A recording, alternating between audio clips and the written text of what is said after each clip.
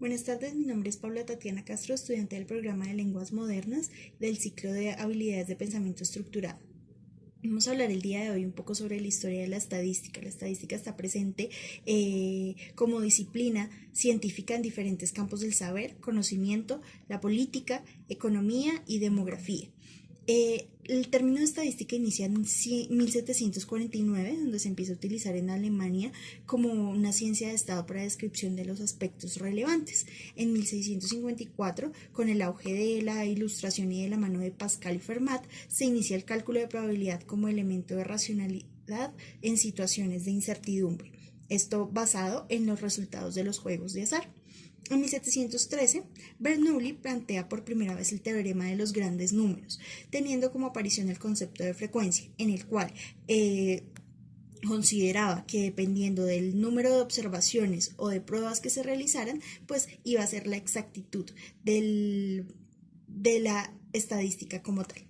En 1733 se empiezan a realizar los primeros diagramas de aproximación normal de una distribución binomial y en 1812 con Laplace se ajustan las teorías matemáticas para las mediciones en astronomía y según el aumento de las observaciones y se utiliza por primera vez el término de media. Este término también se utiliza para estudiar una pequeña muestra de la población francesa de la época y de esta manera generar el dato de los habitantes totales. En 1830, de la mano de Quetelet, se realiza una introducción de la estadística a las ciencias sociales. Nace el concepto de hombre medio, que está basado como en las condiciones promedio normales del hombre de esa época y pues basados también en el resultado de la estadística inferencial, fue lo que se llamó ley de errores.